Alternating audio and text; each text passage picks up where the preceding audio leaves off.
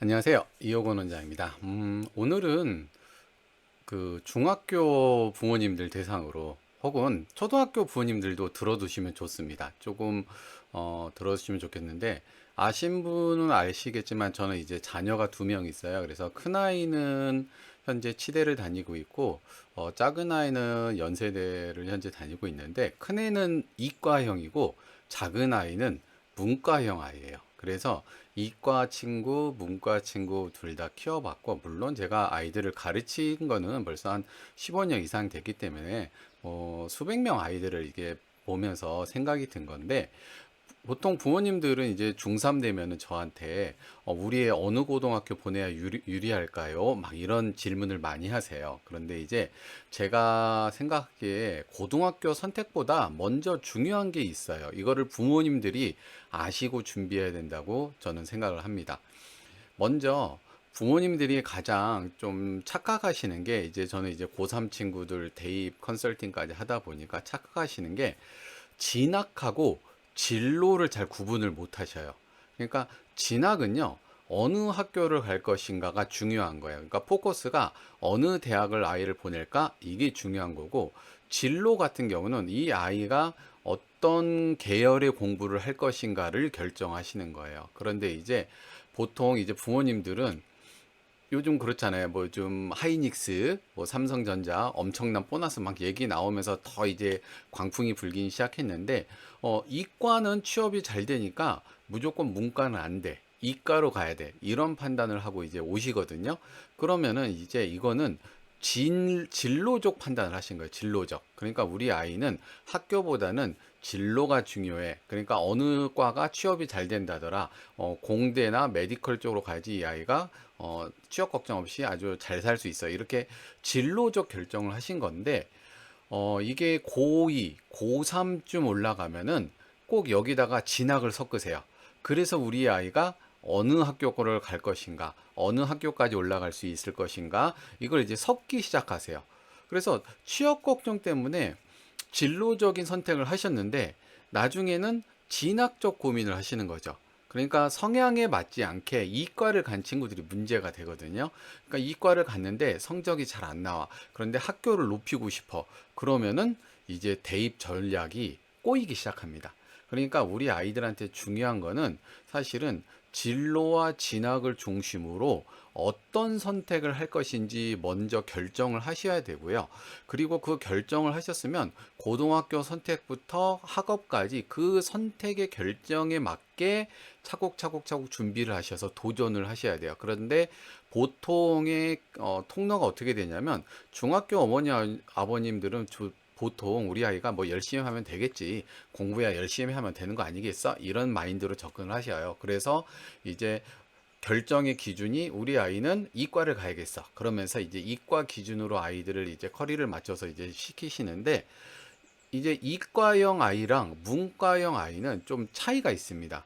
이과형 아이들은요, 수학과학처럼 이렇게 뭔가 숫자로 주어진 거를 판단하고 계산하고 이해하는데 굉장히 능숙해요. 그래서 이과형에서 게으른 친구들, 제가 맨날 혼내는 친구들인데, 이과형에서 게으른 친구들 뭐 자기는 암기 싫어한다고 거들먹거리고 막 다니는데, 사실은 그러면 혼나야 되거든요. 어쨌든 간에 뭔가 이해를 하고 숫자를 보고 상황 판단을 하는 게 굉장히 빠른 친구들이고요. 문과형 친구들은 이런 숫자들을 이렇게 늘어진 것보다는 뭔가 텍스트로 주어진 걸 읽고 소화하고 성적을 내는데 조금 빠른 친구들이에요. 그러니까 아이들의 능력이 다르죠. 그래서 싸움판이 좀 다른 거거든요. 그런데 이제 문과형 친구들을 갖다가 취업이 잘 된다는 이유로 이과형 친구들과 싸움판에 붙여놓는 거죠. 물론 그럴 수 있습니다. 그러니까 문과라고 해서 나오면 뭐 취업 안 되면은 선생님이 책임지실 거예요. 그러면 뭐 제가 할 말은 없잖아요. 그렇죠? 그런데 이제 문과형 같다 그래서 이 아이가 평생 뭐 문과로 취업은 안 되고 이렇게 사는 거 아니고요. 이과형 같다 그래서 이 아이들이 뭐 다 공학 박사 돼서 이렇게 사는 것도 아니에요. 그러니까 이과형 아이들도 사실은 그 나름대로 어려움이 있거든요. 이과형에서 예를 들어서 삼성전자나 하이닉스 뭐 계약학과 들어가면은 뭐 자기들이 키워준다고는 하지만은 거기에서도 어느 점수를 못 따면은 탈락되는 중간중간 과정들이 있고, 그 다음에 이제 일반적인 전작과나 이런 거 간 친구들도 사실은 취업이 학부 졸업으로만 갖고 취업을 하는 거는 뭐 연구원이나 이런 쪽으로 가는 건 아니에요. 그러다 보면은 이제 뭐 석사라든지 박사 과정까지 가야지 되는데, 이게 다녀보신 분들은 알겠지만 석박사가 뭐 언제 끝난다는 보장이 없고, 그거 끝난다고 해서 연구원으로 취업한다는 보장도 없고, 좀 이런 게 이과 간 친구들도 나름대로 고충은 있습니다. 그러니까 문과 과정 교육을 배울 것이냐, 이과 과정 교육을 배울 것이냐를 결정하시라는 거지, 뭐 이과 가서 취업 잘 되고 문과 가서 백수 되라 이런 거는 절대 아니에요. 우리 아이가 뭐 의대 갔다 하더라도 뭐 나중에 뭐 웹툰 작가가 될 수도 있고, 그죠? 얼마 전에 뭐 드라마도 뭐 만들어지고 하셨잖아요. 뭐 웹툰 작가가 될 수도 있는 거고, 문과 갔다라도 뭔가 이렇게 취업이 잘 되고 마케터라든지 이런 인사이트 아웃을 잘 개발하는 친구들은 여러 기업체에서 또 잘 활약을 하고 있거든요. 그러니까 어떤 과목의 교육 과정을 고등학교에 깔아 놓을 것인가를 고민하라는 얘기지, 이 아이가 너는 평생 문과 직업만 가져, 너는 평생 이과 직업만 가져, 이런 거는 아니라는 거를 부모님들이 좀 생각하셨으면 좋겠어요. 사실은 이거는 부모님들 인생이나 부모님들 친구분들 인생 보면은 이해하실 거예요. 근데 이게 우리 자식 문제가 되는 순간 이런 그 객관적인 판단은 이제 어딘가 사라지고, 그냥 이렇게 가면 이렇게 될 거야라고 기계식으로 된다고 생각을 하시는데, 그렇지는 않습니다. 그러니까 우리 아이가 텍스트 기반으로 공부하는 게 좀 시간적으로 효율적으로 공부할 수 있는 아이인지, 아니면은 뭔가 숫자나 이런 거 과학적인 거를 좋아하고 이쪽으로 공부하면 잘 되는 아이인지 조금 구분을 해서 하는 게 일단은 고등학교에서 공부하는데 효율성이 좋다는 얘기입니다. 그리고 사실 우리 아이가 문과형 아이지만 취업 때문에 이과를 보내고 싶어. 네, 그런 판단을 할 수 있습니다. 충분히. 그런 판단은 존중하고요. 그런데 그렇게 된다면 고등학교 선택을 할 때 좀 학업적으로 좀 수월한 학교를 보내셔야 돼요. 문과형 아이인데 취업 때문에 이과를 선택을 하는데, 이과 중에서도 좀 학업적으로 빡센 고등학교를 보낸다. 아, 이거 쉽지 않습니다. 그러니까 우리 아이가 그 진학과 진로적인 자격과 그 능력을 잘 판단하시고, 그럼에도 불구하고 우리 아이가 진학적인 판단을 하겠다 하면은 어떤 자기 계열의 적성에 맞춰서 가는 게 좋고, 아, 우리 아이는 진학보다는 진로가 중요해. 취업이 잘 돼야지 뭐 학교 좋은 데 나오면 뭐해. 이런 생각을 하시는 분이시라면은 진로적 판단을 하는 대신에 거기에 맞는 선택지를 골라서 가시라는 말씀입니다. 이렇게 그 제가 이제 많은 사례들을 봤잖아요. 그러면은 이제 잘못된 계열을 선택하면 어떤 일이 벌어지는지를 잠깐 말씀을 드릴게요. 요즘 조금 입시에 관심이 있는 부모님들은 사탐런이라는 말을 들어보신 적이 있으신가요? 이 사탐런이 뭐냐면 원래 이과 아이인데 과학을 버리고 사회탐구를 선택하는 아이들이에요. 물론 거기 중에는 뭐 친구들이 사탐으로 가니까 나도 사탐으로 갈래 그러면서 사교육자들이 여러분 뭐 과탐 선택하면 망합니다. 과탐 숫자들이 줄어든 거 보셨죠? 사회를 선택하셔야 돼요. 해서 오는 친구들도 있지만은, 그 사탐런의 대부분 아이들 메인 이슈는 뭐냐면 과학을 선택했더니 점수가 안 나와요. 왜 점수가 안 나올까요? 예, 이 아이들은 원래 문과형 아이들인데 이과로 간 거예요. 그런 아이들이 한 10에서 15% 정도는 되거든요. 근데 이 친구들이 이제 고등학교 때 일단은 1학년 가서 보면은 공통수학, 공통과학 배우고 이렇게 과목이 내신 나오는 과목이 많지는 않아요. 그러니까 하다 보니까 뭐 국어, 영어는 뭐 1, 2등급 나오는데 뭐 과학하고 수학만 3등급이야. 이러면 고등학교 1학년 과정은 중학교 수학하고 고등학교 수학은 그렇게 1학년까지는 그렇게 많이 분위기가 변하진 않아요. 단 조금 이제 고난도 문제들이 많이 나오기 시작하기 때문에 조금 심화 학습을 했던 친구들은 고등학교 올라가도 공통수학, 그 지금은 공통수학 1, 공통수학 2로 바뀌었는데 이 공통수학에서는 어느 정도 버틸 수가 있습니다. 그래서 9등급제로 쳤을 때 뭐 한 3등급까지 버티면은 부모님들이 이런 생각 하십니다. 오, 국어, 영어 뭐 다른 과목은 괜찮은데 수학 과학만 조금 한 3등급, 4등급 나오니까 방학 동안 우리 수학 과학만 조금 열심히 시키면 고등학교 2학년 때 분명히 잘할 수 있겠다라는 생각을 하세요. 그런데 이제 고등학교 2학년 가서 문제가 생깁니다.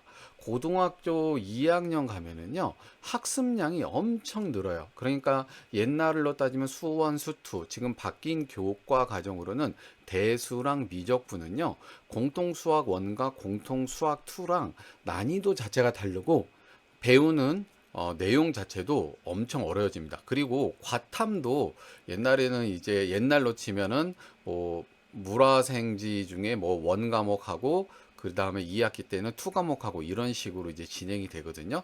그러니까 과탐 과목도 엄청 늘어나요. 지금은 이제 물화생진도 과목별로 이렇게 쪼개놔 가지고 아이들을 선택할 수 있는 해야 되는 과목들이 더 많이 늘어났습니다. 그러니까 수학, 과학 과목에 공부 부담이 엄청 늘어난다는 거를 말씀드리는 거예요. 그러니까 이때부터 찐 이과들끼리 그 진검승부가 벌어집니다. 그러면서 네가 진짜 이과냐, 내가 공대를 갈 관상인가, 막 이런 싸움들이 이제 벌어지기 시작해요. 그러다 보면 이제 이 아이들이 수학이 막 4, 5, 6등급으로 정신없이 이제 추락하기 시작합니다. 그런데 문제는 수학만 4, 5, 6, 수학과학이 뭐 4, 5, 6 등급 떨어지는 건 좋은데 수학과학 공부량이 엄청 많다고 했잖아요. 그러다 보면은 국어, 영어, 사회 같은 과목의 공부량이 줄어들어요. 그러니까 결과적으로 수학과학 붙잡느라고 정작 잘하던 국어, 영어 뭐 그리고 수행평가해야 돼 이런 데 시간 다 뺏기다 보니까 전반적으로 내신이 떼굴떼굴떼굴 굴러 떨어지기 시작합니다. 이게 이제 2학년 가서 이제 정신없이 두들겨 맞다가 겨울방학 2학년 2학기 겨울방학부터 사탐런이 엄청 늘어나게 되는 원인이에요. 사실 이런 친구들이 한두 명이 아닙니다. 그러다가 이제 고등학교 3학년 되면 이제 대책이 있습니다. 뭐냐? 정시입니다. 지금 이제 고3까지는 정시 100% 거의 다 정시 100%고 서울대야 뭐 ABC 나누지만 거의 영향이 없다고 보고 고대 같은 경우도 뭐 정시에서 내신을 반영해야지만 내신을 반영하는 거 있고 안 반영하는 거 있고 그냥 정시 거의 다 100%라는 거예요. 그러다니까 내신 포기하고 정시 올인을 선언합니다. 그리고 뒤늦게 이제 사탐론을 하는 거죠. 그게 지금의 고3 현상입니다. 과학을 버리고 사회를 수능 과목을 선택을 하는 거예요. 그런데 이 친구들이 문제가 뭐냐면 아직 좀 미련이 있어요. 뭐 나는 원래 이과였는데 옛날 그 귀족적인 왠지 좀 이과 가면 귀족이고 문과는 공부 못하는 찌끄레기 같은 느낌이 있거든요. 그러니까 이 귀족적인 마인드를 못 버리고 여전히 수학은 미적분과 이런 걸 합니다. 그러다가 이제 수능날 등급이 박살내죠. 그러니까 결과적으로 수시도 안 되고 정시도 안 나와. 그리고 내가 미적분 했으니까 논술밖에 기댈 게 없어요. 그래서 논술의 로또를 기대합니다. 근데 논술은 로또입니다. 여러분, 로또가 되면 기쁘지만 로또가 떨어졌다고 화나시는 분 있으신가요? 없으시죠? 네. 논술은 그런 겁니다. 되면은 기쁜데 안 되면 원래 그런가 보다 하고 넘어가는 게 논술이거든요. 그러니까 이렇게 실패하고 재수학원으로 직행하는 게 지금 잘못된 패턴들의 전형적인 어, 현상이에요. 그래서 지금 사실은 일어나는 게 정시 올인했는데 사탐론하고 그리고 그래나마 조금 잘하는 친구들은 확통을 선택하고 미적분 부리고 확통 오는 친구들은 그나마 괜찮은데 확통 선택하고 요렇게 해서 그나마 처음에는 진로적 선택을 했다가 진학적 선택으로 바꾸는 친구들이 꽤 있었다는 거죠. 그러니까 요런 거가 현재 패턴이었다. 이런 겁니다. 그런데 이제 조금 문제가 있어요. 지금 중학생 부모님들, 초등학교 부모님들 어떻게 될지 모르겠지만 과거는 고등학교 2학년까지 내신을 망해도 고3 때 정시로 수능 100으로 만회가 가능해요. 근데 현재 2028년도 입시부터는요, 정시에도 내신을, 특히 상위권 대학 얘기입니다. 상위권 대학에서는 정시에도 내신을 반영하는 게 점점 확대되고 있어요. 그러니까 건동홍 라인 정도까지는 지금 대부분 그러니까 서강대나 중앙대에서 정시 100% 전형이 있긴 한데요. 대부분 건동홍 라인까지는 어느 정도 내신을 정시에도 반영하겠다 하거든요. 그러니까 이게 진학적을 할지 진로적을 할지 판단을 잘못해서 처음엔 진로적으로 밀고 가다가 내신이 안 나오네 진학적으로 다시 틀어야지 하면은 이게 틀 수 있는 구멍이 많이 줄어든다는 거예요. 특히 상위권 대학을 갈 가려면 이게 조금 힘들다는 거죠. 물론 이제 국승세단 라인부터는 정시백이 그래도 많습니다. 그러니까 그 정도까지는 우리가 지금 만회가 가능한데, 사실은 중학생 때부터 이렇게 교육에 관심 갖고 막 이렇게 제 유튜브도 보고 하시는 분들은 이제 뭐 국승세단 라인 보내고 싶어 갖고 이렇게 생각하시는 분은 지금은 없으시잖아요. 물론 고3이 되면 그것도 너무 감사하다라는 생각을 하시게 되겠지만, 현재 부모님들 생각에 우리가 그래도 상위 10개 혹은 15개 대학 이상은 보내야겠어라고 생각을 한다면은 요런 마인드는 조금 지금 생각을 해보실 필요가 있어요. 그래서 우리 아이가 문과적, 예, 그러니까 텍스트 기반으로 학습할 때 효율성이 높은 아이인지, 아니면 숫자로 뭔가 딱딱딱 정리되고 이해가 되면은 뭔가 착착착 정리돼서 풀는 논리적인 사고력이 오히려 좋은 아이인지는 지금 판단을 하셔가지고 문과 라인을 받을 것인지 아니면 이과 라인을 밟을 것인지, 그럼에도 문과 라인이지만 그럼에도 불구하고 이과를 밟을 것인지. 왜냐면 이과 라인인데 문과를 보내야겠어요, 그럼 부모님은 안 계시거든요. 그러니까 그러면은 거기에 따라서 우리 아이들 진학 계획, 그러니까 고등학교 선택 계획이 바뀝니다. 그래서 문과 라인 친구들은 적어도 고등학교에서 문과가 절반은 되는 학교를 선택해서 보내신 게 맞고요. 이과 라인이라면은 이과가 많은 학교를 보낸 게 맞죠.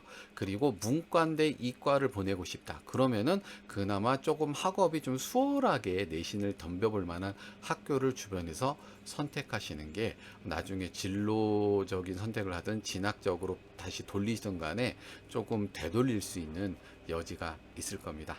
오늘은 우리 아이들 문과인지 이과인지 왜 판단하는 게 중요한지에 대해서 한번 생각해 봤습니다. 다음은 또 다른 이야기로 돌아오겠습니다. 감사합니다.